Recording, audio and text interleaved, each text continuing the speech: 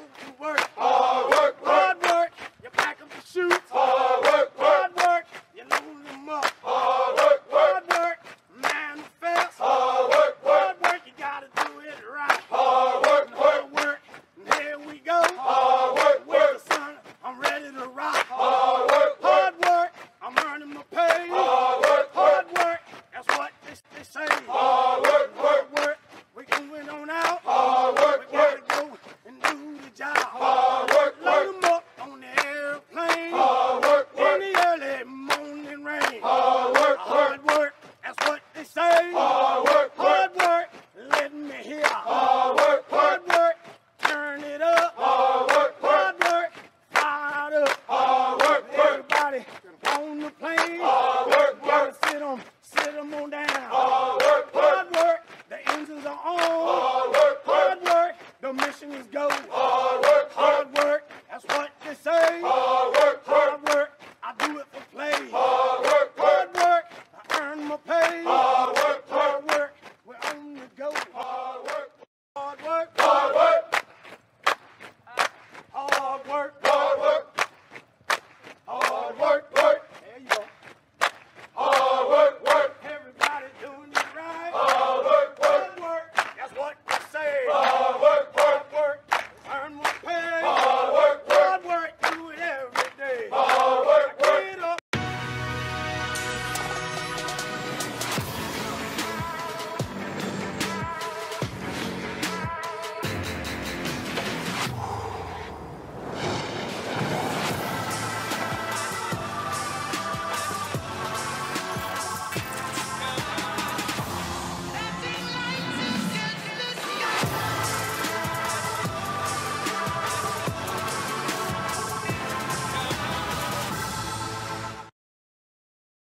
So the government's position is that a law Justice in the military is the foundation of discipline.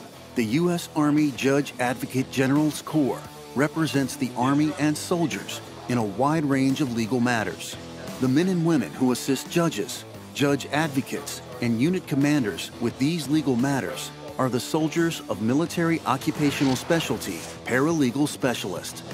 Because legal information can be sensitive, you must qualify for a secret clearance. After successfully completing 10 weeks of Army Basic Combat Training, you will attend Advanced Individual Training at Fort Lee, Virginia, where the Army will train you in core legal disciplines, including courtroom procedures, case management, and family law. You'll also participate at the Judge Advocate General's Legal Center and School in a culminating event where you will work with seasoned paralegals and JAG attorneys in resolving legal issues for command teams. After your initial entry training, you'll participate in Army operations by providing paralegal support wherever the Army mission takes you. A paralegal specialist will learn how to prioritize tasks. They're going to have attention to detail. They're going to move with forward planning so that things get done. They can be in an airborne light infantry unit, an air assault command. There's numerous opportunities for a paralegal. Paralegal specialists are assigned to every unit in the Army to assist in their unit's legal mission. Here, your duties may be as a prosecutor's assistant, setting up a courtroom for a trial, or notifying witnesses of pending cases. We need soldiers that can adapt to an environment that's needed and quickly research. Research is extremely important in this MOS. I think my favorite part of the training is just getting a deeper understanding of how the military operates and what is and isn't allowed. As a paralegal, you get that knowledge earlier in your career. My favorite part of training has been interacting with the cadre, who are so understanding. They make sure everyone's on the same page, and they make sure to take their time with the students, make sure everyone understands things before they move on to the next block of instruction. You may also work for a military defense counsel, interviewing potential witnesses or reviewing charges and trial documents. You will also research case law to help prepare cases or to assist military families with legal tasks like wills, notaries, and powers of attorney. Serving as a paralegal specialist can help you transition from the military to the civilian employment sector. Law firms, all of them need paralegals, law clerks at courthouses, so you can easily translate this job into the civilian world. The experience that you gain here in the military is bar to none. It's the best law firm in the United States. Make a significant contribution to the United States Army as a member of Military Occupational Specialty Paralegal Specialist.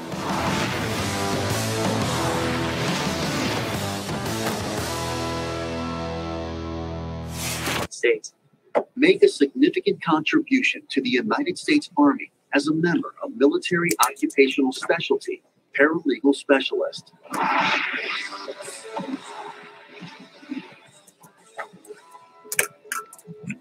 Welcome, ladies and gentlemen, for another special edition of Soldier of the Hour. Today we have Lieutenant Colonel Promotable Dan Dow. Welcome, sir. Thank you very much, Sergeant Anderson. It's great to be here. I am super ecstatic. My entire team is super ecstatic. We got you on the calendar, and we cannot stop talking about, talking to you. Why is it so special? Because you have a unique job. You're dual, I don't want to say dual citizen, but you have a dual party. You are a newly promoted judge. So you went from an attorney to a judge. Congratulations on the promotion. And also you are the Slows County District Attorney. So that in itself is just huge. So we are curious. I have a lot of people that kind of don't understand what the, what you do on both sides of the world. How can you juggle both sides of the world? Because Army law is a little bit different than civilian law. And then how do you handle family life? And what makes you still drive to do both parts? So, but before I get into the nitty gritty of what makes Lieutenant Colonel Dow, I just want to let our viewers know this is a live interview with the district attorney. So please, if you have a question, put it in the comments. We'll get to them as soon as we can. We are live on 5 different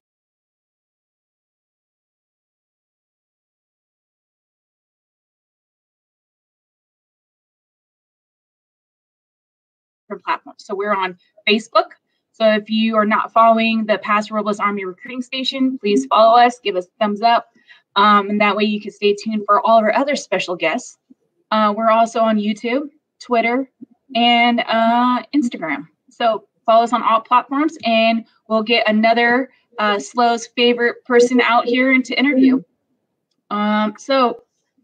And another thing is, the reason why we, the Army recruiting, we do this type of videos is we want to get our voice out there. We want to get our perspective of what we as individuals do in the Army, to let a civilian know, what we do day to day, how the Army's helped us, how we have helped the Army, and why is it so important to come and serve. So a little insight for that would be, you can have two soldiers, same rank, same job, same duty station, and have two completely separate job experience, life experience. So some of them could be good, bad, or indifferent, but it's the story is on that individual. And then what makes it so unique is because every opportunity will be grand or small depending on what you do within that job frame. So Lieutenant Colonel Dow has an extraordinary career. I was looking at his bio, and I was just, he has so much information on this Lieutenant Colonel in the United States Army that it's pretty extraordinary. So hopefully through this next hour and a half, we'll travel through his journey with him and get a different perspective. Because, sir, correct me if I'm wrong, you were a National Guardman, but you didn't start off as a National Guardman. So, go ahead. I'm sorry. Actually, I started National Guard when I was 19. I was still 18 when I joined, but I was 19 by the time I went to basic. And I did 2 years in the Guard. Then I went active duty for 4. Then I did Army Reserve for 2. And then now I've been in the Guard for 20. So I've done a little bit of all of it. Yeah. So, I mean, again, like I said, you have an extraordinary career path. You have a journey not very many had the opportunity to do. And then you went above and beyond the average soldier, the average citizen to get to the positions you're at. And we'll go over each of those in depth. But right now, sir, if you don't mind, can you tell us a little bit about yourself, kind of like a brief bio? Sure. Be happy to. Well, first of all, I love the Army. We're the oldest service in the United States, but I have to start off by saying happy birthday to all of my Marine Corps sisters and brothers out there that are in the United States Marine Corps. November 10th, hoorah, is well. So let me kick it off with that. Happy birthday. That's right. Happy birthday, guys. So I'm from a small town. I grew up in a small town in Maine. I was born in Massachusetts, but when I was 3, my family moved back to Maine, where my dad was from.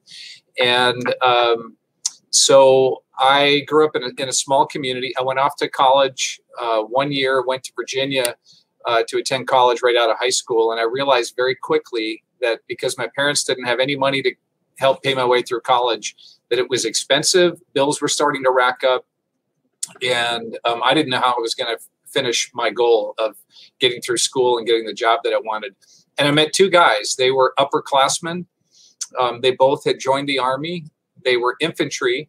And as I became closer friends with them in my freshman year of college, they said, hey, Dan, you should do what we did. You should join the Army. One, they're going to give you money for college and help you do that. But secondly, you're going to become tougher as an individual, both physically and mentally. And you're going to grow up and you're going to get a chance to get a new job and learn something. Hopefully you're going to be infantry is what they told me. And they said, you're going to get a chance to see the world and you're going to love it. So these two guys I respected a lot. And I listened and I met with one of their friends who was a recruiter in Lynchburg, Virginia, and ended up signing up in the Army National Guard there. I started off in 1989. May 26, 1989 is when I signed my contract. I went to basic training that fall at Fort Jackson, South Carolina.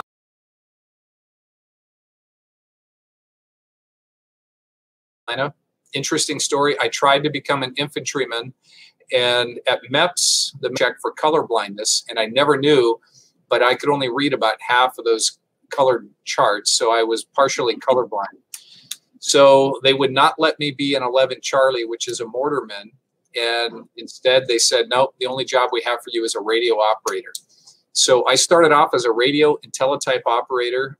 After basic training at Fort Jackson, South Carolina, I went to Fort Gordon, Georgia, where I did my advanced individual training. And it was the home of the Signal Corps. And that's the corps in the Army that does all the communications. Today, they do everything by satellite and highly complex radio systems and computer systems. Back then, it was literally like a typewriter that would send a message over the airwaves to another typewriter that would spit it out. We called that a teletype. So that was my first job in 1989. I did that in the National Guard for 2 years.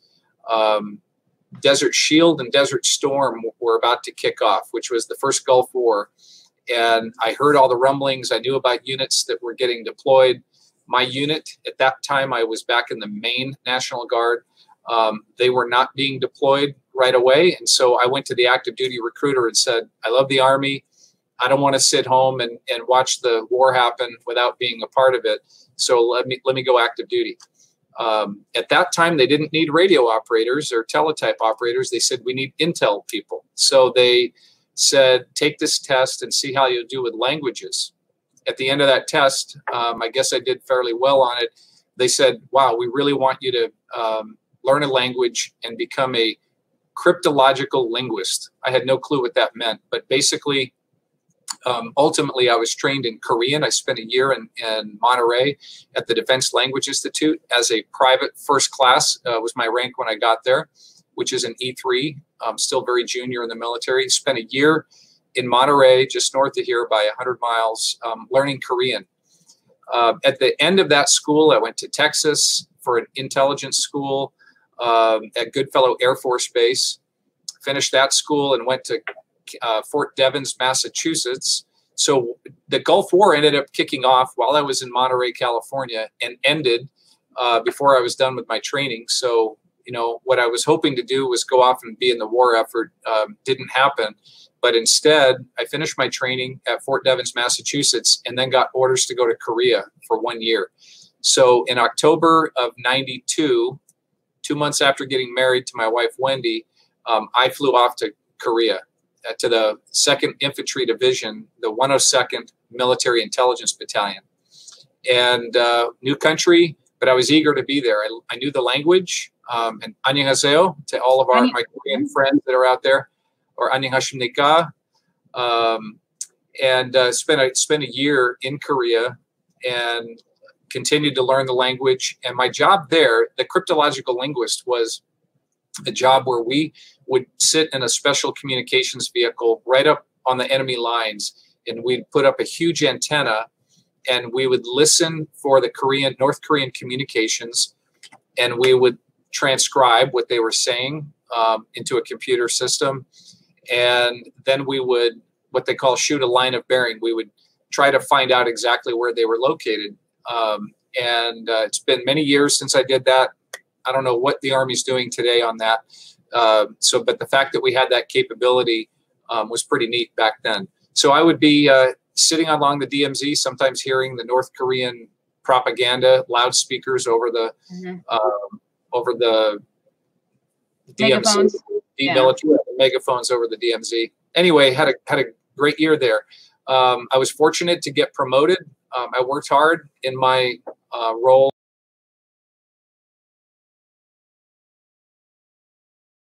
as a team leader, and eventually got promoted to corporal as a team leader. While I was there, I spent a month, 30 days at the primary leadership development course. They now call it Warrior Leader, I think, WLC. But it was a course for leadership for enlisted soldiers. And so I was really fortunate to not only graduate and attend that course, but then get promoted to sergeant, which I have to tell you, Sergeant Anderson, I still think that was my favorite rank to hold ever, was putting on the stripes of being a sergeant and making sergeant over in Korea. So anyway, that was back in '92. After that year, came back to the U.S. and was assigned at Fort Lewis, Washington, which is now Joint Base Lewis McChord, up in the Seattle area, and finished up my active duty 4-year tour there. At the end of that, at the end of December '94, early '95 is when I got out. I was going to go back to college, finish my degree, and hopefully become an Army officer. I had applied for a green to gold scholarship, and my paperwork got delayed, and so I wasn't allowed to do it that year, but they processed me out anyway because it was the end of my 4-year tour. So I wasn't sure if I was going to end up as an Army officer. So for the next about 1 year, I didn't do anything in the Army. I was technically in the Army Reserve for, I don't know, about 9 or 10 months when I decided, you know what, I'm kind of missing the Army and I need to get some money. So let me go into the Army Reserve and start drilling. And so I did that up in the Bay Area at Camp Parks in Dublin. And I was in the Army Reserve. They trained me as then it was called 71 Lima. I was an administrative assistant, basically a personnel clerk, would do paperwork, typing, that sort of thing. And then my initial 8-year commitment in the Army, remember I started in '89, did 2 years in the Guard before I went active duty. So my initial 8 years of a contract ended in May of '97. And at that point, I was working in the Bay Area. I was working in construction and going to school. I got out of the Army at that point, had a clean break at the end of that 8 years, and worked in the high-tech industry where I was doing computer sales, making good money. My wife had a good high-tech job as well, and we were not, we didn't have any children yet. But then the stock market crashed in 2000, and I said, you know what? I want to go back to school. I had gotten my undergraduate degree at Cal State Hayward. And by the way, thank you to the Army. The GI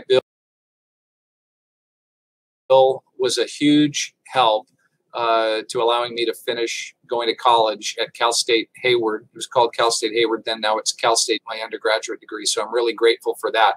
Had I not served as an enlisted soldier for that time, I wouldn't have had that benefit to get me through college. So I had a 4-year break, was working in high tech, and in 2000, the stock market crashed, and a lot of the people doing what I was doing were losing their jobs. And so I thought, why don't I go to law school, which was something I had wanted to do when I was in 5th grade. When I was much, much younger, I quite honestly had forgotten about it, didn't know that I'd really have a chance to do it. But as I prepared and took the entrance exam, a law school admissions test, I realized it was possible. And so I said, you know, if I was going to do this, I'd want to eventually become an Army lawyer. So let me reach out to the National Guard. So I called the California National Guard headquarters in Sacramento from where I lived in the Bay Area. And I said, I'm interested in going to law school. I've got 8 years as an enlisted soldier. Could I get a job working with the JAG in the Army National Guard? And a chief warrant officer, the head legal administrator for California, said, yes, I'd be happy to talk to you about it. So he ended up working with my recruiter and working out a deal where I could work as a enlisted soldier in an intel unit, because that's my last active duty job that I had in San Francisco, but I could do on the job training to learn how to become an Army lawyer by doing some paralegal work. So that video you showed at the beginning about the Army paralegal, even though I wasn't Army trained as a paralegal, like didn't go off to the Army school, I got trained in how to do that kind of work while I was in law school at Santa Clara University. So in 2001, June of 2001, before 9/11 happened, I enlisted back into the Army National Guard. And now I've been in the Army National Guard in California for the last 19 years. And 19 and a half, I guess. And in that time, I got deployed in 2003 in the middle of law school to Kosovo. We went over there for Operation Enduring Freedom and relieved the active army, the 1st Infantry Division, who was there in Kosovo. We relieved them so they could get ready to go to Iraq. And that's where I thought I was going, but they sent us to Kosovo instead. Let's see. Came back from that deployment, got back into law school, and did much better in my law school studies, having been away and had a year to kind of dedicate to our country. Because I was a first-year law student in the fall of 2001 when the Twin Towers were hit. And having already been in the Army, been overseas, been wanting to go and do my job when my country needed me, I was like, why am I in law school? I was kind of wondering, I need to be with my fellow soldiers over there in Afghanistan or somewhere. And so even though I didn't, expect to be deployed in the middle of law school, to be quite frank, my law school grades that first year suffered because I was distracted. I was watching CNN and Fox News and following the war effort, and felt my second year, even though some people would say that's bad and that could hurt your chances at finishing law school, it actually is what helped me come back and work much harder. And I brought my law school grades up because now I'd gone and had done something for our country. So anyway, I graduated from law school in 2005. It took me an extra year because of the deployment. Became a lawyer, started as a prosecutor, and about a year after my entrance to the California State Bar as a lawyer, I was commissioned in the California Army National Guard as a first lieutenant. And when you're joining the JAG Corps, you get to skip over second lieutenant and pin on a silver. I've now served as a JAG officer. I've been at the division, 40th Infantry Division down in Los Alamitos. I've been deployed to Iraq with the 224 Sustainment Brigade in 2010, where I was a trial counsel, and I got to do jury trials, or court martials is what we call them in the Army, while I was in Iraq. 1 year combat tour there. I turned 40 while I was in Iraq and happened to come back on my R&R right around the time of my birthday 10 years ago.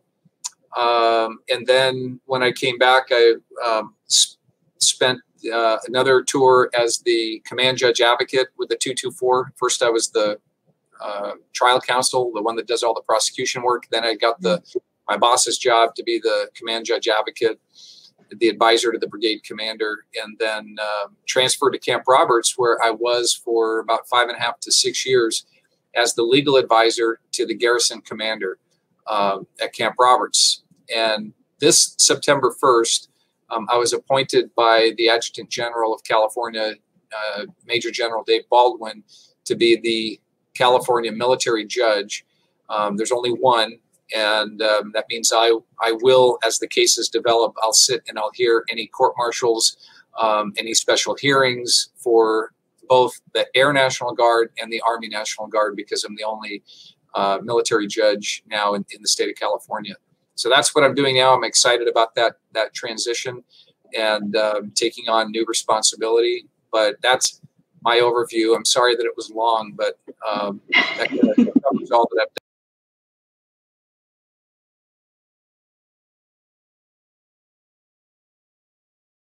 done. No, first of all, so I did ask for a brief, and that it is, you've done so much in your time. And for somebody who's been in for as long as you have, that is pretty brief. We could go, as we go through this next hour for our viewers, ask your questions. This is your time to talk to the man himself. ask what it was like in each in those specific duty stations he held, or those jobs assignments, and what's next. I mean, this man has ultimate potential, and he could go up higher. So this is probably one of the very few times we'll be able to actually be candid with him and dig a little bit and see what his opinion is for his service. Now, sir, and again, that was pretty brief because you've done incredible things. We just recently put a young lady into the foreign language center. She's graduating basic pretty soon, and she'll be in Monica pretty soon. So learning her language. She's still yet to know. So I know she's going to be watching this video and just be dying to ask questions about school and things of that nature. But I want to go all the way back to the beginning, sir. Okay. It's been a long time, and you've had, a lot of things happen. But how was it? How did you feel walking into a recruiter station? Did you do any type of research prior, or did your friends just drag you in and say, hey, talk to this guy? For me, all I knew about the Army was they go and they fight wars. I thought everybody was infantry. I really didn't do any kind of research because there was no internet yet back in 1989, at least not for civilian use. And so I listened to my friends, and I knew other people that had joined all of the other branches. My best friend in high school had joined the Army National Guard, and after 1 year, he went active duty Navy, and he loved the Navy. And I was raised to respect veterans, and so I was very interested in the military, but had zero knowledge. So when my buddy said, you're going to be infantry, I'm like, okay, I mean, is there anything else? I didn't have a clue how many different jobs there were. And so I went and I met with the sergeant, and in a minute, his name will come to me because I could still see his face. But he was a great guy. I think he was an E7 like yourself. And he did his best to, tell me what to expect.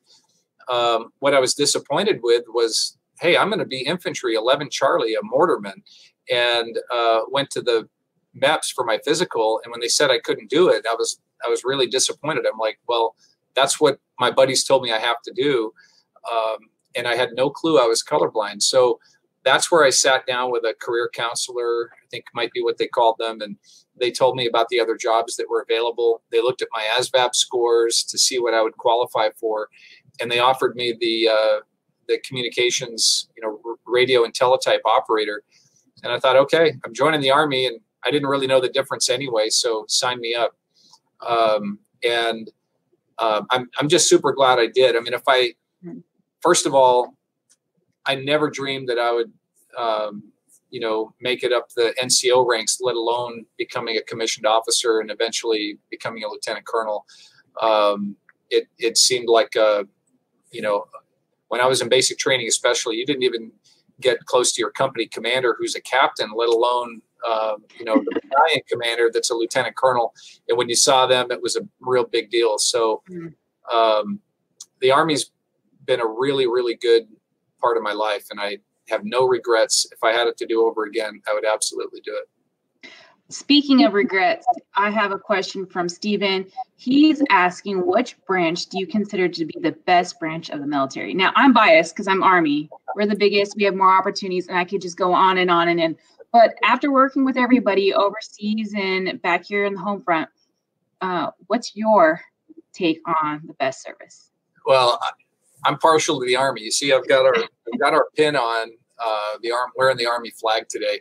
I'm partial to the Army because I've been in the Army so long. And but I have to say that as an American, I'm so proud of all of our services. My father is a career Coast Guardsman. He retired as a chief petty officer after about 36 years in the Coast Guard. And my best friend from high school, lifelong naval career. He graduated he retired as an E9 recently from the Navy. I've got Marines that work in my office here we razz each other all the time that the Marines are better, the Army's better. I think it really depends on the person in terms of service. What fits you better? What are your interests? I don't really love the water. I like to be on the ground. I like to have my feet stable underneath me. So I joined the Army. I don't think the Navy would have appealed to me, or the Marine Corps, probably for the same reason. But if you have an interest, to this young man asking the question, in military service, do your part to kind of check out what they offer and find out what you think aligns best with who you are. The Army is a big service. I think it's the biggest service still. And we have a lot of opportunities, many different career fields you could get into, stuff that I had no clue when I first joined. And of course, there's now the Space Force, which I wanted to be the first JAG to switch over from the Army into the Space Force just because I thought that would be cool. But there's a lot of options. There's a lot of options. And for me, the Army's been great. So I have to stay loyal to the United States Army and say, the Army's in my blood. My Army is green, or my blood is Army green. And but I have such great respect for all the other services. I certainly think they made the ARs yet, or UCMJ for Space Force. So I don't know what the rules and regulation is for that command yet. But you have my vote. I want to get to some of our live questions before we move on. One of them is from Christy. It says, "Hi, Dan. Thank you for all you do. My question is, how do you balance being a judge in the Army and also SLO's DA?" Good question, by the way, because I was going to ask that too. Huge question. My first and primary responsibility is to the people of our county that elected me to be the district attorney. So my commitment to the local citizens is that I'm going to put this job first. But as long as I can do both, and I believe do both without hurting the other job in terms of being able to do them both well, then I'm going to keep doing them both. But it is tough. And if you ask my wife, Wendy, or my two kids, Chloe and Jed, how I balance it, they'd probably say I work all the time. And so I'm trying to do my best to, as well as a dad, right, and a husband, to make sure that I'm not neglecting them. And so it's tough. And I think it's just, you have to be somebody that can deal with a lot of different aspects of life. Quite frankly, I enjoy the fact that the Army gives me a breather from my DA job. My DA job is a lot of stress, a lot of responsibility, but my Army job, it's different. And so I can kind of leave at work, the stressors of work here, go do something else and help soldiers. This last weekend, I spent 2 days at Camp Roberts helping soldiers that are getting ready to deploy, some to different parts of the world, and helping them do wills and powers of attorney and advanced healthcare directives, helping them prepare for being away from their families. So the only answer I would say is that if you're going to join the reserve or the Guard or the active Army, there's a character trait called selfless service that you have to kind of buy into and say, I'm willing to put my needs below the needs of the country and the military service, and really buy into that. And the Army and all the services, but now the Army teaches that, and I think it's important. So I do my best. I do miss a lot of my families, and I have over the 30 years of service that I've been in. I have missed a lot of birthdays and anniversaries and that sort of thing. But my wife tells me she's proud of the fact that I've served. So there's a bit of a trade-off. So I have to mention this. The people who stay in the military, there's a reason why they stay in the military. It's because they love it.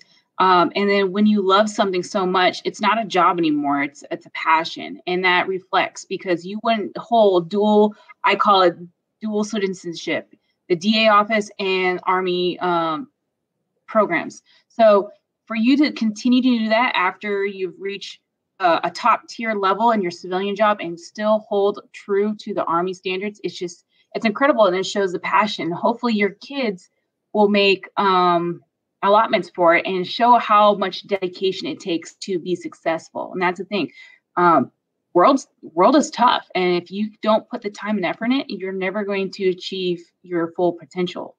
So I want to get to a couple other questions real quick, you guys. I promise you, if I don't get to them right away, we will get them throughout the segment.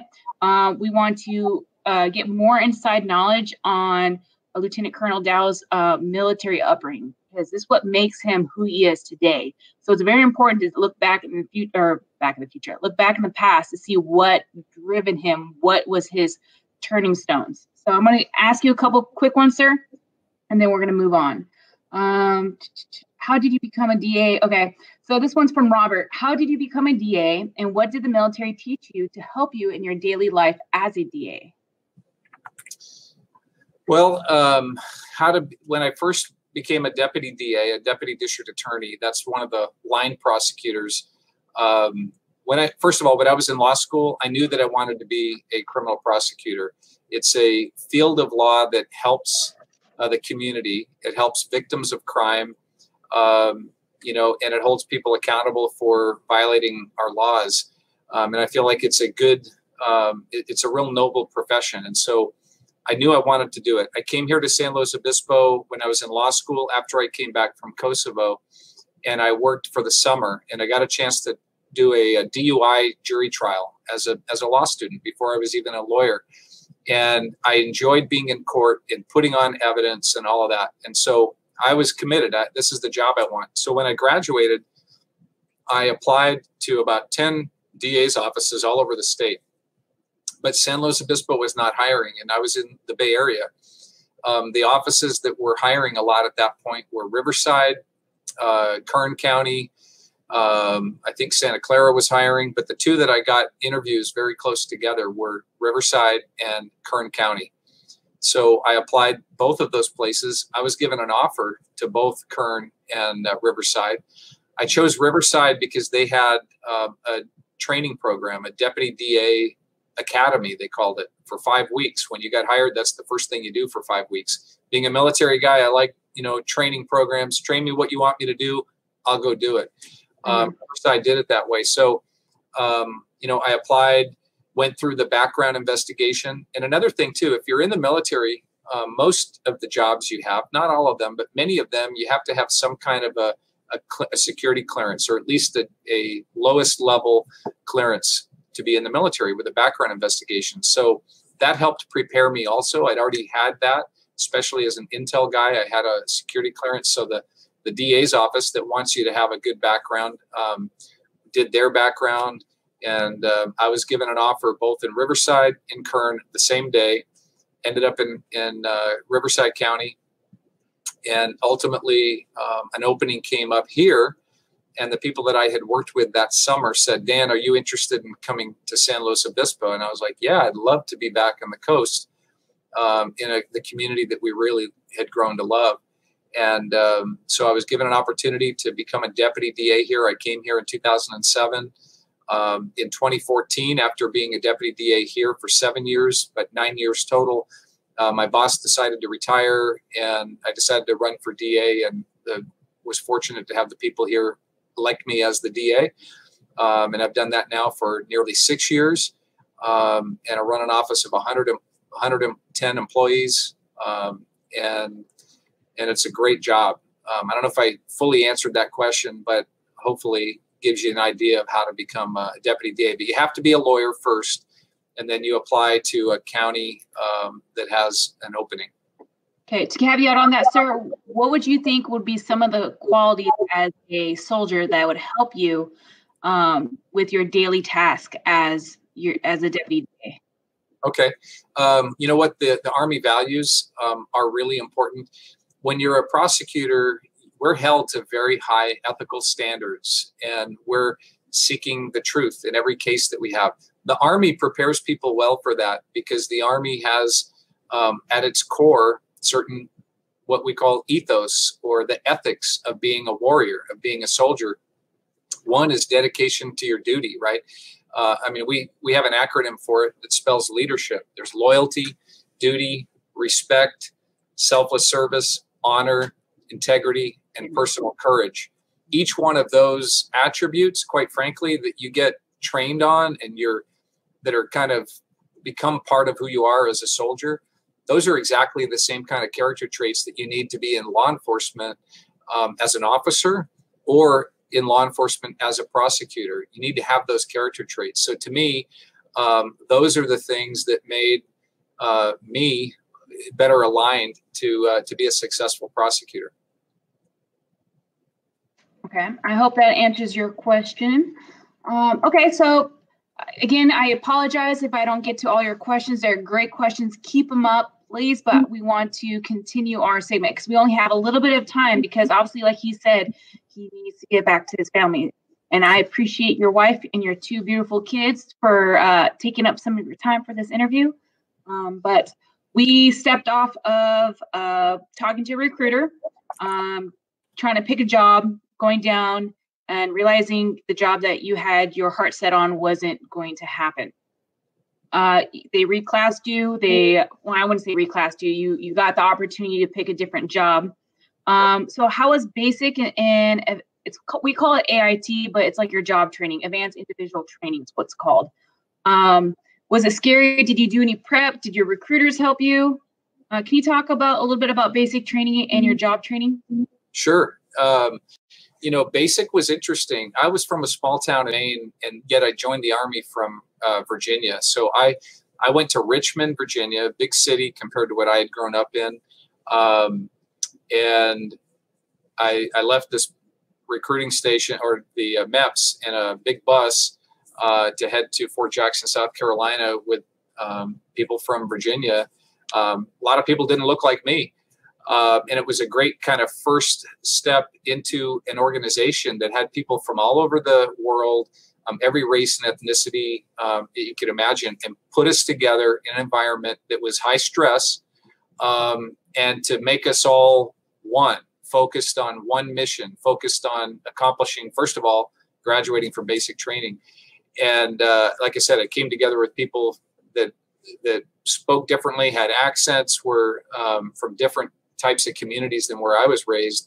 Mm-hmm. And we focused on the mission and worked really hard. Was it scary? I remember getting off the bus and you had to go line up and stand on these, I think they were yellow painted feet on the concrete and get in formation.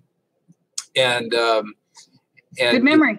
You get yelled at. You get yelled at by, drill sergeants wearing the round hat. And I had been told about it. And in fact, my buddies in college that convinced me to join the Army, they're like, Dan, you're going to get smoked. But they thought it was a good thing. Anybody that's been in the Army getting smoked, there's numbers of ways to do it. But the most common is having to do a whole bunch of push-ups until you are smoked because you've had a smoke session and have to do a lot of feet. And so I was one of the ones right off the bus that got dropped to do a bunch of push-ups. So it was scary only in the sense that I didn't really know what to expect, and it was the unknown. And I was given all these horror stories of how difficult it is. What did I do to prepare? I did push-ups and sit-ups, and I started running. The only running I'd ever done was on the basketball court, and it was very short distance. I could sprint, from one end of the basketball court back and forth a whole bunch of times, but I'd never run distance. And so the 2-mile run was a challenge for me at first. So I started to run to prepare. I started doing push-ups. I'd never really done a whole lot of those before either. I had done some, but not competitively or trying to do as many as I could. So I prepped that way. And I made a lot of new friends, right? I mean, everybody back home was out of the picture. We had about 40 people, I think, 40 guys in my platoon. And you get divided up into squads. You find out real quick how to work together. And if you can't work together, that causes problems. And the drill sergeant's going to be tough on you. They're going to come in and tear the whole place apart. The barracks, dump over all your wall lockers, tear up your beds because you didn't do it the way that you were supposed to do it. And I have great memories of basic training. A lot of long ruck marches, going out to the rifle ranges with a big rucksack on your back, carrying equipment, singing cadence. And honestly, I have such great memories of basic training. It was hard. It was probably the most difficult thing I'd ever done in my life up to that point. But I enjoyed it. There were some days that you didn't enjoy it as much. And, being out on an FTX when it's pouring down rain and you're in a shelter half, which is just a like a half of a tent, basically, and you're getting all stoked. You know, that stuff maybe isn't all that fun when you're in those conditions, but looking back at it, I learned so much, and I have such great respect for my drill sergeants, Drill Sergeant Kinlock and Drill Sergeant Grimes. Grimes was an E7 like yourself, Sergeant First Class, and he had been a Vietnam veteran. And here it was 1989, and he was on, they call it on the trail as a drill sergeant, investing in the next generation of soldiers. And he told us, he's like, you know, Private, you know, I've been to war. He was a special ops guy in Vietnam. Wow. He came back and he turned down a promotion to Master Sergeant to E8 because he wanted to help train soldiers to the standard. And I wish that I could have kept in touch with Drill Sergeant Grimes. I don't remember his first name, but I can see him as plain as day in my mind from 30 years ago, and have great respect for him. But basic training was good.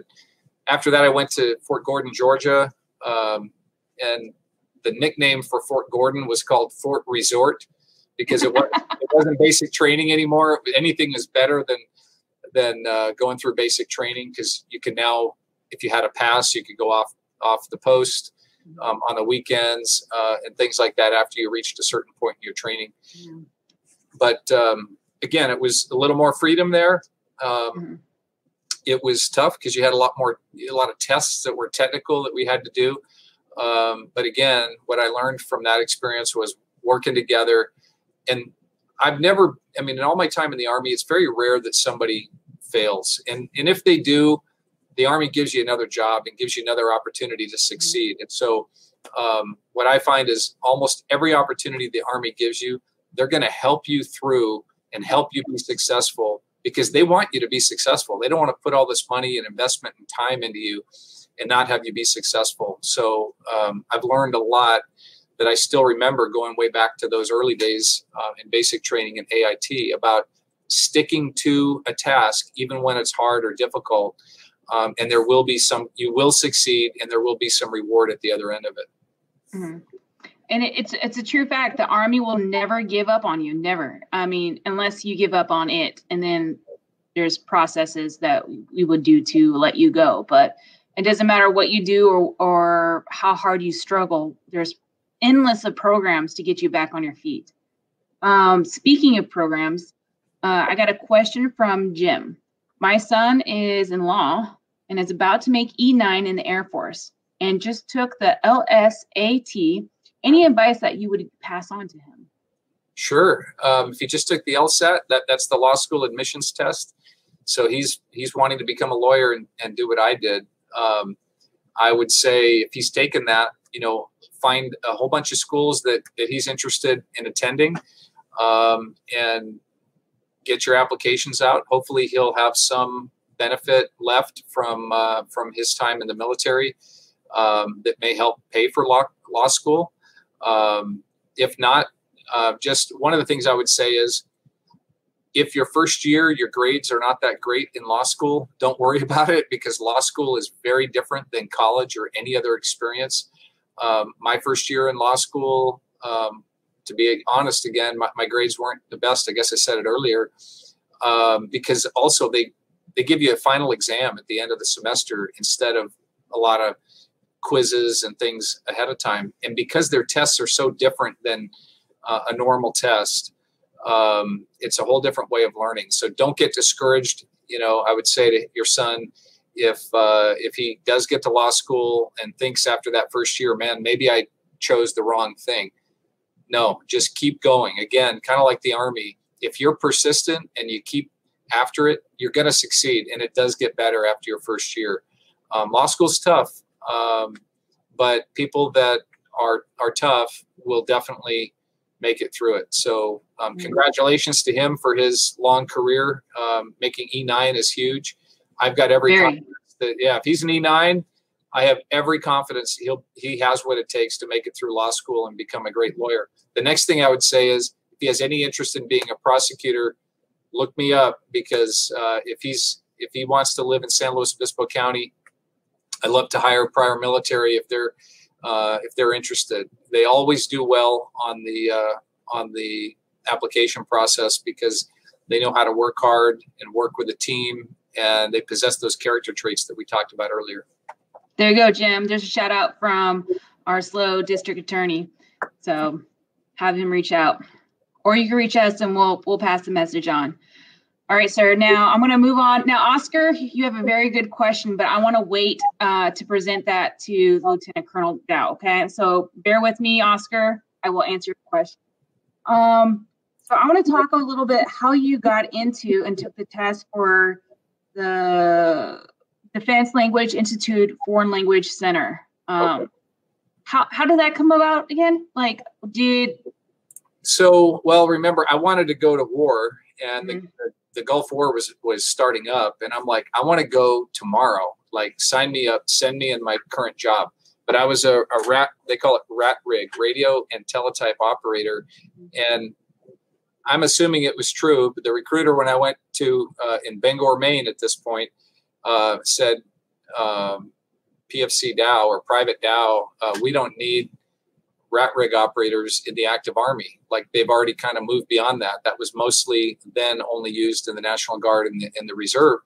And they said, for active Army, we have a high need for intel people, and especially linguists. So based on your ASVAB scores, we think you'd be good for this, but we want to give you another test. And they call it the DLAB, the Defense Language Aptitude Battery. The military loves acronyms, so there's always an acronym.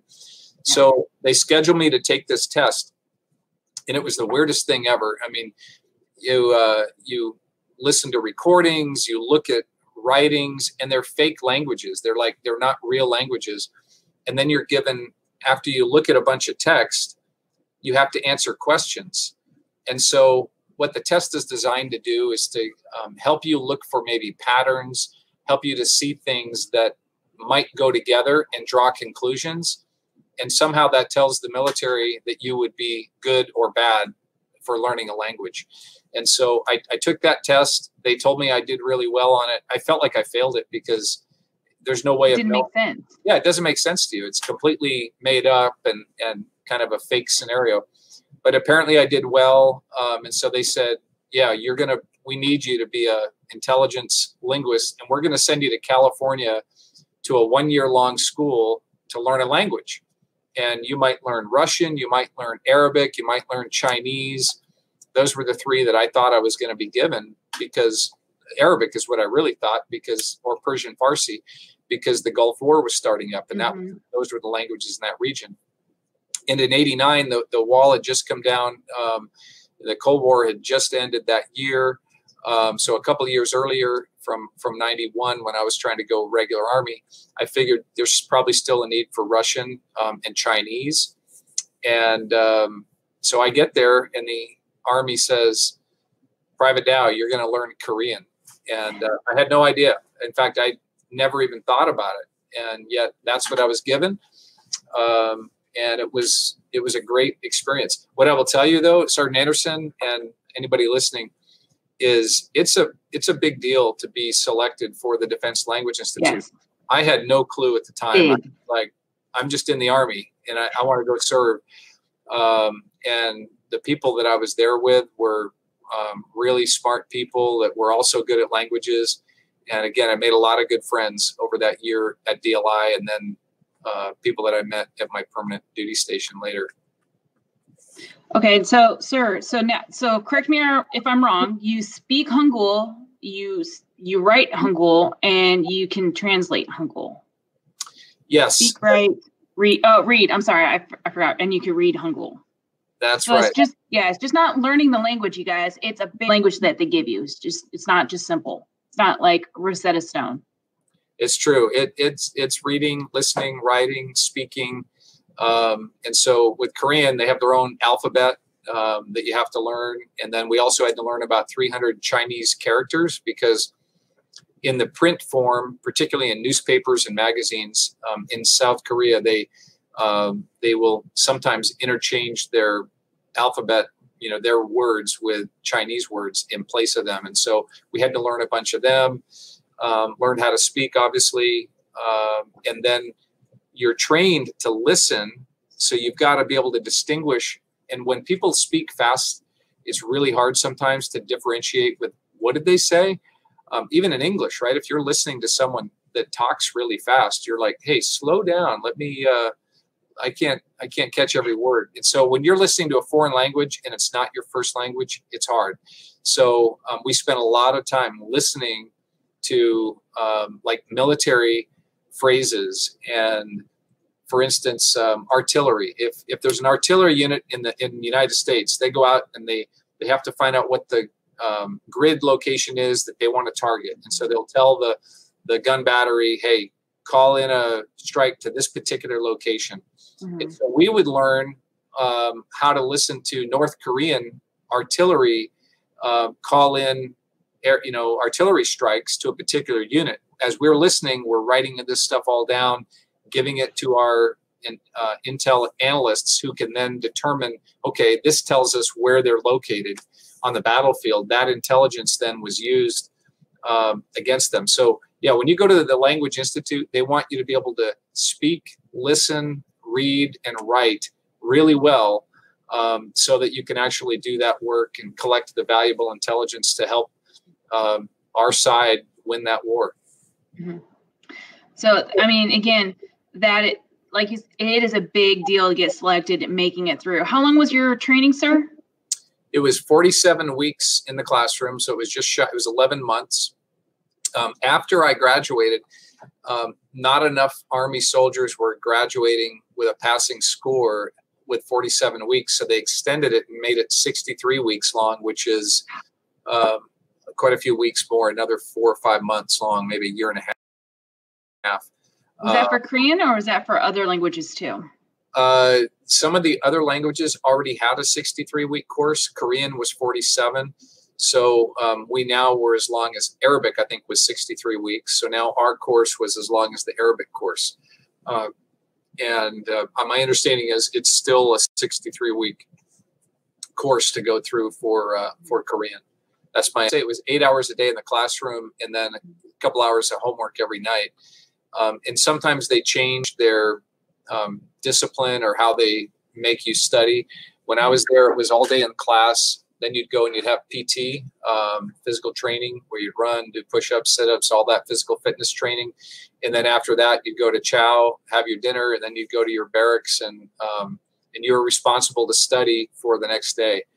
And my understanding is every few years they'll change kind of the requirements in terms of how many hours you have to study.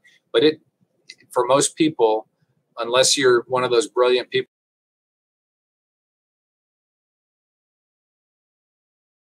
that it comes really easy, for most people you have to work really, really hard. That is true. And they're very picky about who goes through that school because it is very intensive school, one of the hardest ones mentally for any program or because all the other branches goes to the Monterey. So it doesn't matter what language or what branch of the military service you go to, that's the school that you're going to go to. And sir, that was actually one thing I wanted to say. It's a cool thing about the Defense Language Institute in Monterey is that you're going to be in class with, I had Air Force, Marines, and Army in my small class. But in the school, there were Navy and as well. Let me see. So Marines, Navy, Air Force, Army. We didn't have any Coast Guardsmen that I am aware of. But you get to hang out with people in other services. So you end up making friends, either in your class or just people that you're at DLI with that are lifetime friends. I'm Facebook friends with probably a dozen or more people that I went through DLI with that I've never seen in person since 1992 when I was at DLI with them. And we're still friends today. I was in the second grade when you went through. Not to age us. Old. You make me feel old. Oh man. Sorry, sir.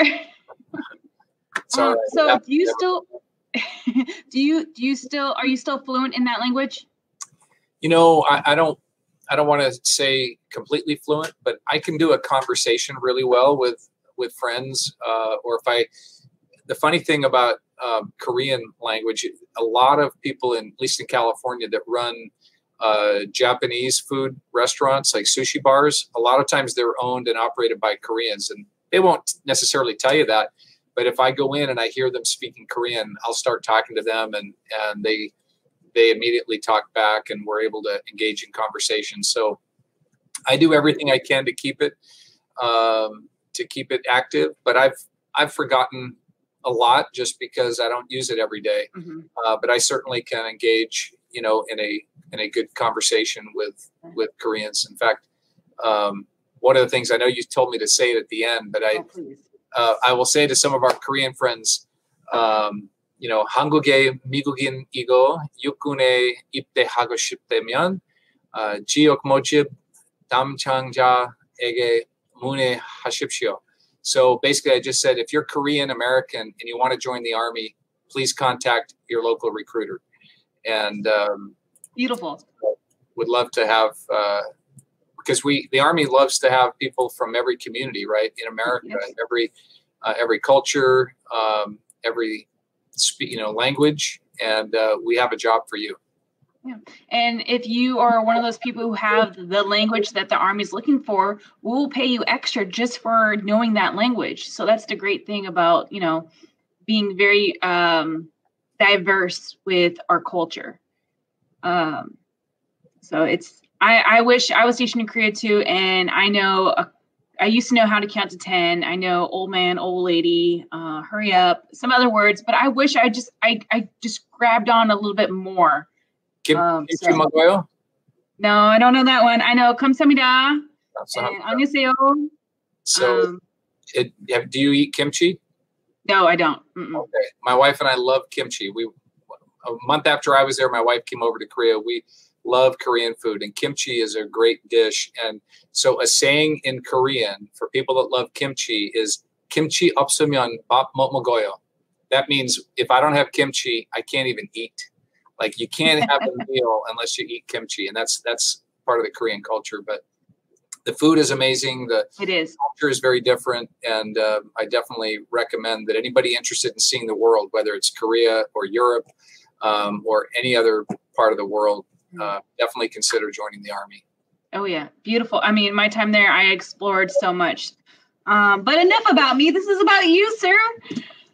So you got to put not only your first job, your first love, as a radio operator, but then you got this incredible opportunity to go to the DLI and learn Hangul, Korean. And now the Army said, hey, we want you to be a cryptolinguist. So you went to school, back to school again. I mean, you're in and out of school. You're doing a bunch of things. The transitioning, I'm assuming at this time you're married. So how was that transitioning for you as a soldier, learning a new challenge every step of the way, changing locations, and then now carrying your family with you? Can you describe a little bit how that entailed? Yeah. So when I first joined the Army, I was single. I was still 18 in May of 1989. I turned 19 in September that year.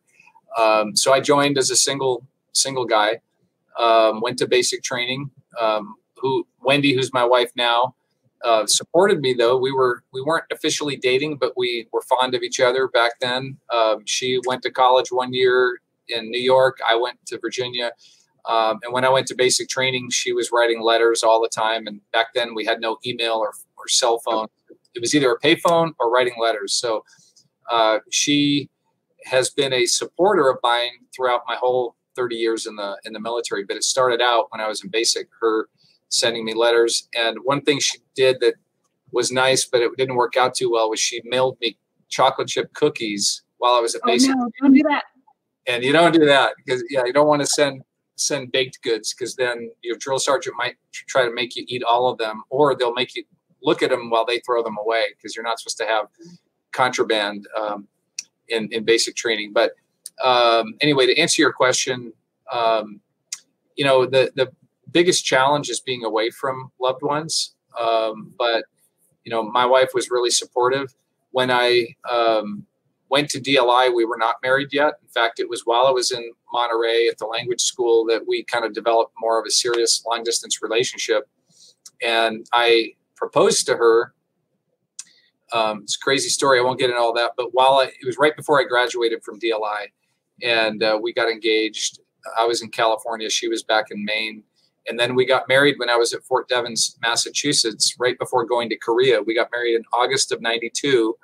And for about 2 months, we lived in a little tiny apartment in Massachusetts outside of Fort Devens. And then I went off to Korea. She got her own visa from the South Korean government and was able to come over a month later. The Army did not sponsor us, so it was on our own dime. We had to pay for it. But we didn't want to be newlyweds and be, halfway across the world from each other. So it ended up being a good experience for her. She got to see a part of the world she never would have seen otherwise. Mm-hmm.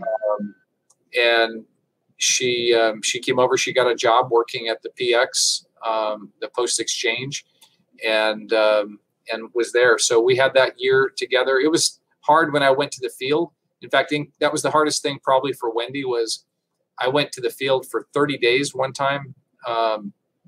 And so she was in a strange country, living in an apartment out in the community, didn't speak the language like I did.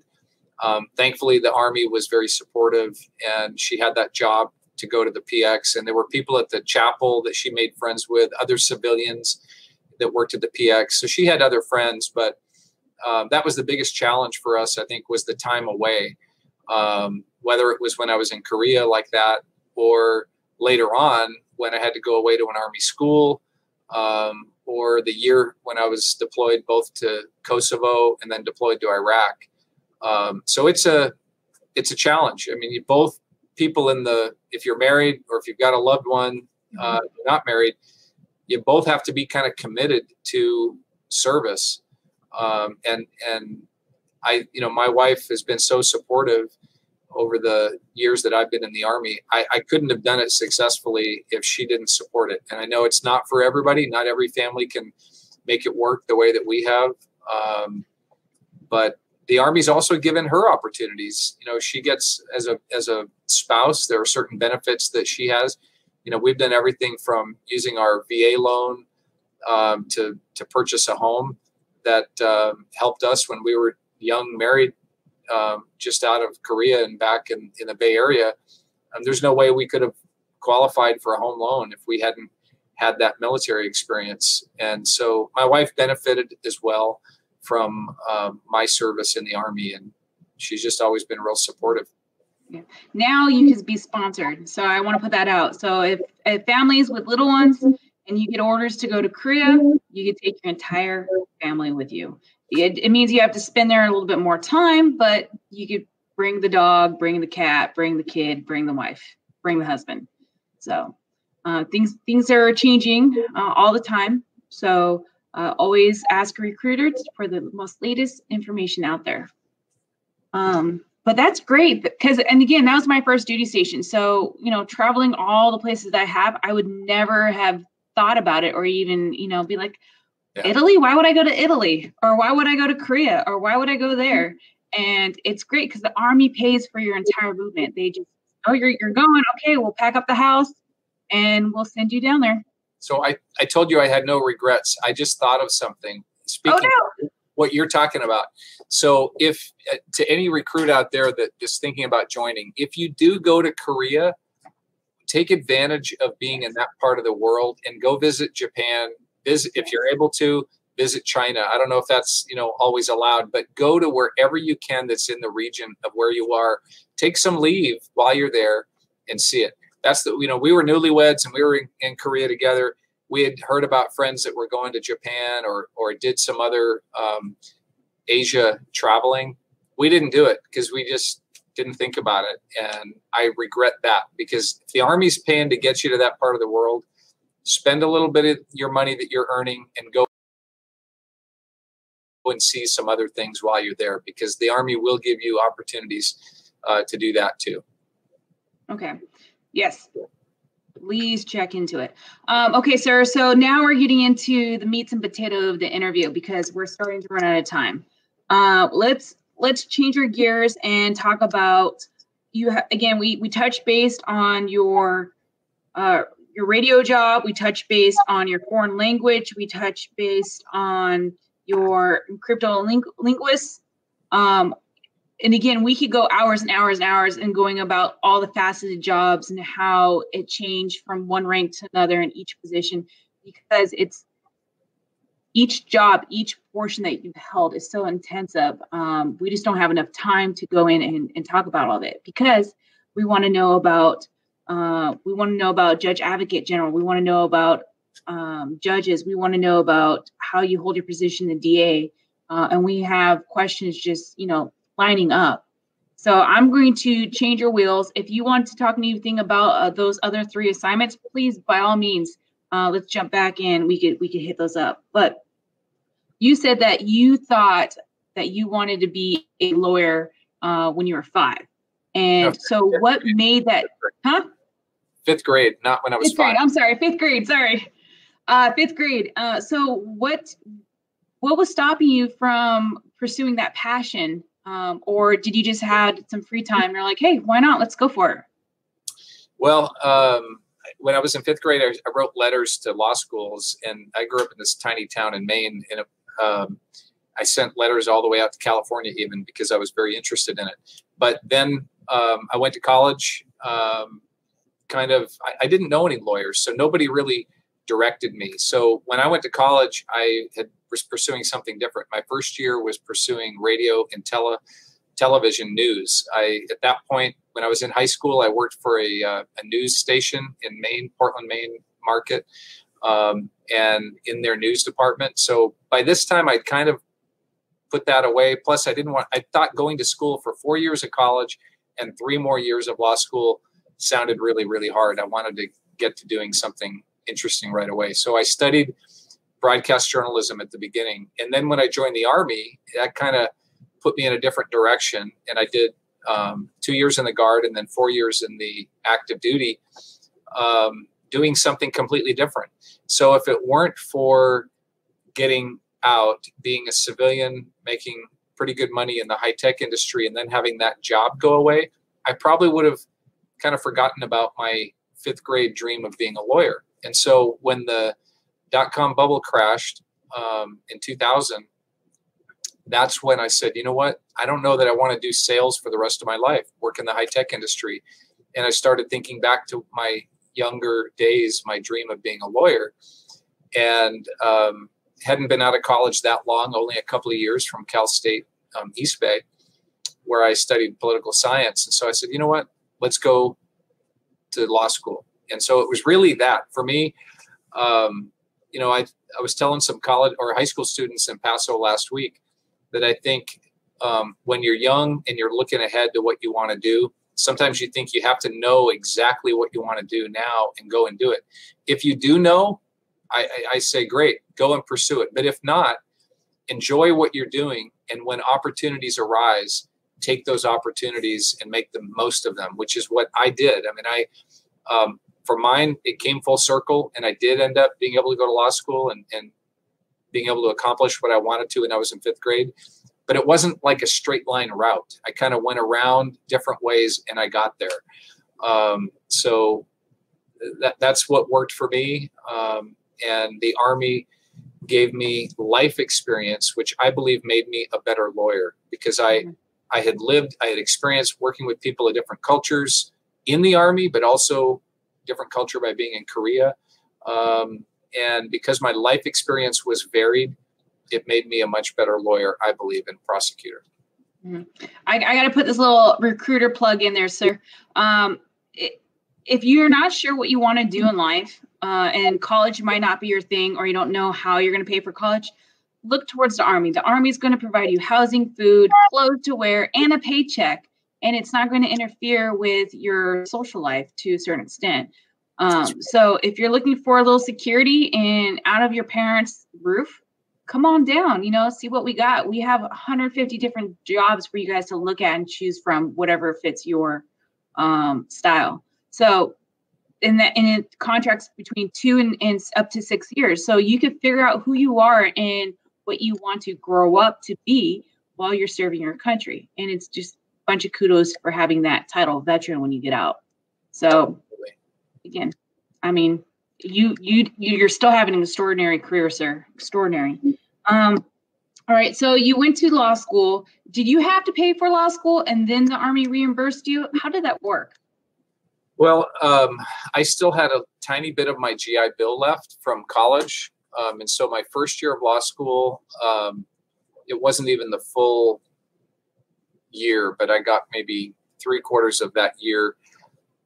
I got my GI Bill. So that was like spending money. It didn't cover even close to my tuition. So I got a small scholarship and I got student loans. And so for me, I still to this day owe some, on my student loans. So I will say that law school is expensive. If you get an opportunity, if you're active duty military, whether you're in the Army or another branch, every few years every year they will bring in so many people from their active Army to go to law school, and they'll pay for it. They call it the funded legal education program. I was not fortunate enough to get that program, so I had to pay for it myself. But the Army GI Bill paid for part of my first year, and law school is 3 years. I do recommend, though, that if anybody is interested and they're still young, like I was older at the time I did it, but if you might qualify for an Army ROTC scholarship.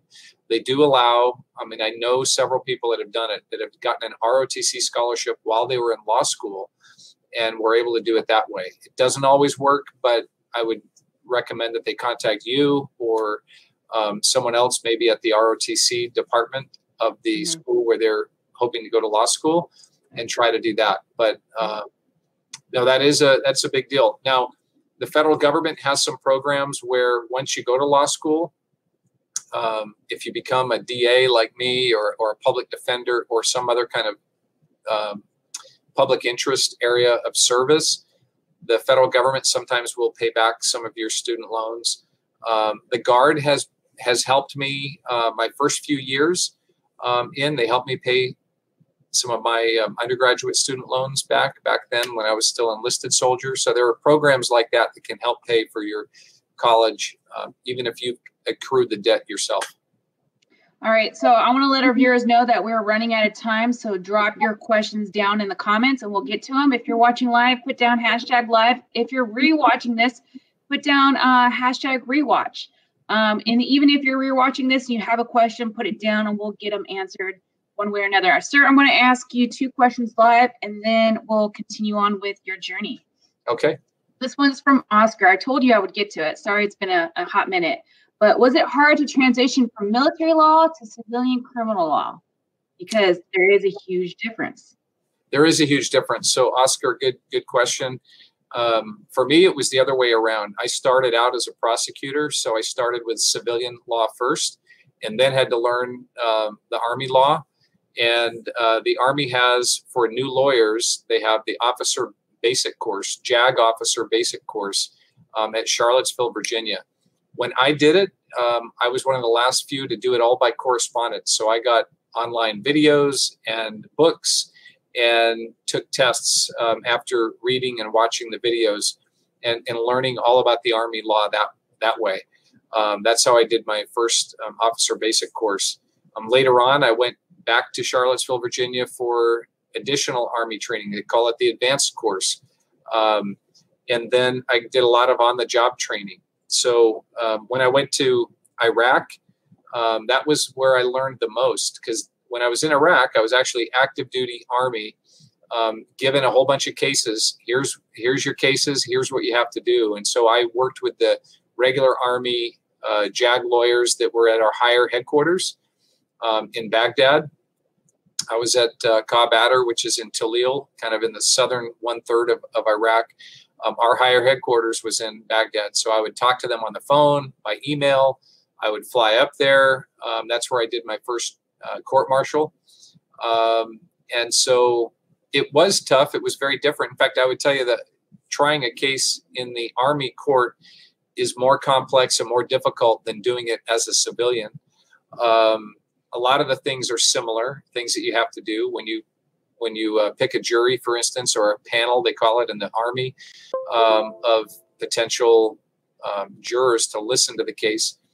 A lot of the considerations are the same, but the law is different.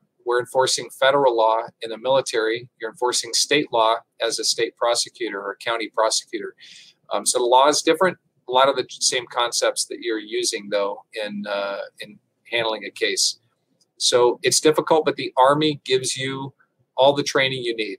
So we have books and binders and textbooks to learn and to review. And then, as she said earlier, the Army will always give you a path to success. So in my case, it was the Army JAG School and getting their desk books. So I've practiced criminal law in the military, fiscal law, ethics, operational law, international law, administrative law, contract law. There's all sorts of areas within the Army that you can develop an expertise, or you can try a little bit of everything. In fact, a lot of lawyers in the Army, they'll be a prosecutor for a period of time, and then they'll go and they'll be a defense lawyer for a period of time. So you even get to try both sides of the criminal prosecution and defense. And that's what's great about the Army. We want each soldier to be robust. We want them to grow and to continue that knowledge path, because if you're just stagnant, you're going to become complacent, and then things start to slip. So if we're constantly pushing you, constantly moving you, it makes you more hungry, makes you drive better. It just makes you a well-rounded person. So that's what I loved about the Army, and that's a huge thing to bite off, because I know some lawyers just do one thing. So it's great that the Army again continues to push. I'm looking for the second comment. This one's from Veronica. There you go. For someone who just recently left the military last year, would you recommend School of Law if they're thinking about law school? Yes. The only caveat I would say is, first of all, I'm on the advisory board for the San Luis Obispo College of Law. It's a great opportunity for people here locally. Although presently the Army or the military would not allow you to become a JAG officer if you graduate from there. It's not because it's not a good school. It's just that the military requires that you go to an American Bar Association certified law school. And our local law school is only a California Bar Association approved school. So that's the only thing I want to make sure I'm right up front with you. It's a great education. And when you graduate from that school and then you pass the California Bar, you can probably in a different state, again, because it's not an American Bar Association approved school. It's a California Bar approved school. That's the only, I guess what I would say is could be perceived as a negative aspect of our local law school. But I know a lot of fine folks that have gone there. Several good friends have graduated, have taken the bar and passed it, and are now practicing lawyers in our community. Well, I hope they answers it for you, Veronica. Sir, we're down to the milliseconds of your time, because I know you're very busy, and I'm pushing the boundaries going over this time. But I do have a couple questions that we've had from earlier on, showcasing your interview. So I'm going to rapid fire some of these questions. If you don't mind, if I'm going too fast, let me know. For the military side, what kind of extra special training is given for your job? What kind of extra training? Yeah, is there, other than your MOS schools, is there stuff for your leadership? Is there special training for each section of the things that you have to do for trial or anything like that?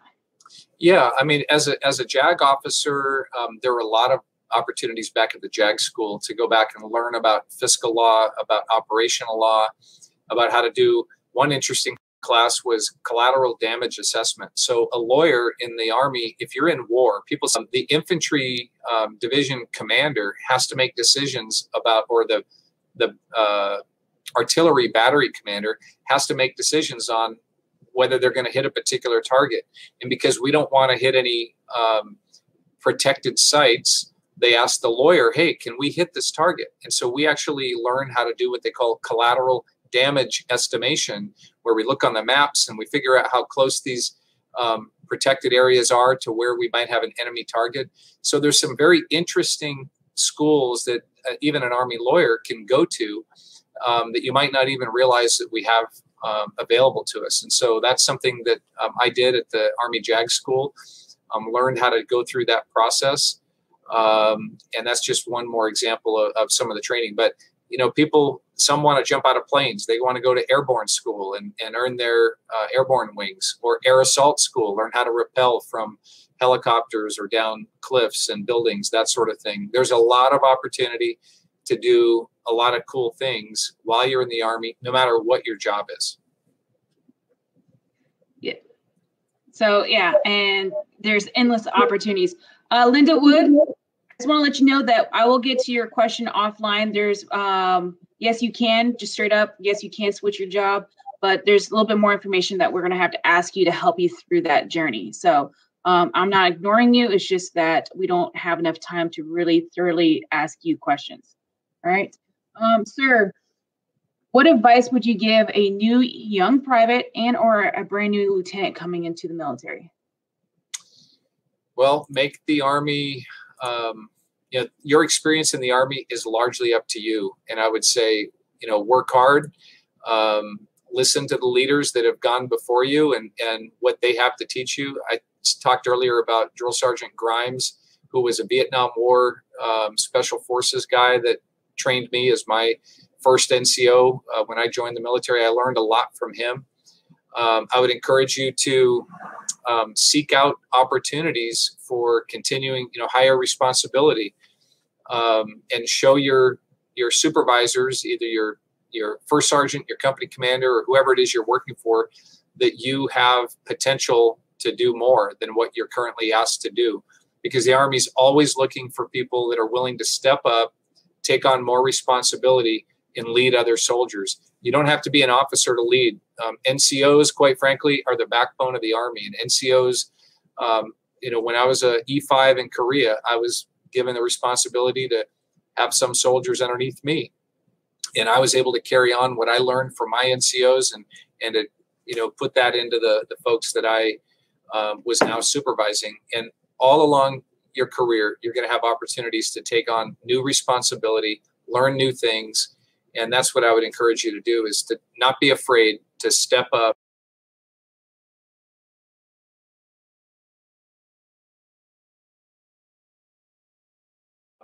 Take responsibility, even if you've never done it before and you don't feel like you're completely prepared, jump in. Because you're only going to learn from your lessons. So, by the way, can you see this? I don't know if you can see this behind me. A little bit more, sir. There you go. Right there. So that was given to me by my squad when I left Korea. So you see the Korean flag up there and these hatchets, but that was an end of tour gift from my squad in when I was served over at the 102nd and my battalion in Korea. And I'm thinking about those guys. Could even be a couple of them watching this live. Chris Davenport was a great friend that I ended up meeting 20 some odd years later in Iraq. But you're going to make lifelong friends if you join the Army as well. Yeah. Oh man, you're bringing back memories with those tomahawks. So sir, if see, this is going to be like a two-part question. What draws you to both of your jobs? Well, and for my DA job, it's that I really like helping our community, helping people who've been victimized by crime to kind of recover from that, and holding the people that harmed them accountable, particularly when I think of sexual assault, domestic violence, child abuse, and elder abuse crimes, helping those people that went through a really horrible experience and serving them in a way that helps our community get better. In terms of Army service, it's similar, really. I love our country. I love the freedom that our forefathers gave to us, and all the 1 million people that died in military service from the Revolutionary War till today to give us our freedom, and realizing it's not free. We only have it because of other people wore the uniform to give it to us. We have to hand it to the next generation. And I really believe that. And that's a huge reason why I continue to serve in the Army today, is because I believe in the ideals of our country. And I want to do my part, because I was given this freedom that I have, and I don't want my children to grow up in a country, or their kids to grow up in a country where we don't have the same freedoms. And that's what continues to motivate me today. And I'm excited to see our present day young people sign up and join the military to do the same thing for the same reason that I did. Cool. That's what I'm talking about, sir. Excellent. Very well equipped. Okay, so here's the last couple one. I know I'm like, keep saying that, but I have like 3 more I just want to put out there. For our viewers, you know, again, put down your comments. We'll get to it next time. Maybe, sir, if we would do a part 2 sometime later on down the road. Sure. We'd love to have you back on. Okay, so with your job, how much family time do you have on both sides? Now, you did mention that before you were the district attorney, but through the National Guard, through active reserve, can you kind of let us know how much or how little throughout those times you had? Well, you know, when you're called up, you are on, or you're on your weekend drill, you've got to put 100% of your attention into your mission at that time. And so you don't forget about your family, but you're focused on it. But the Army makes a big priority about having healthy family relationships too. And so when I was deployed both to Kosovo and to Iraq after 9/11, the 2 of those deployments, they have an Army family group that basically, family support group that helps to support my wife and my children while I'm gone. So there are times that you're just not going to be with them, but the Army is still there, and the Army family comes together to provide support for them.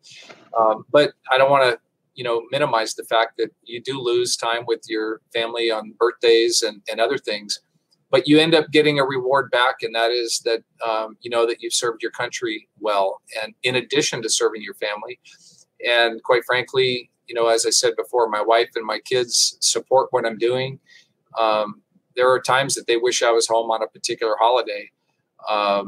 But again, the fact that I'm living in a free country because other people sacrificed a heck of a lot more than me, missing some birthdays and some anniversaries.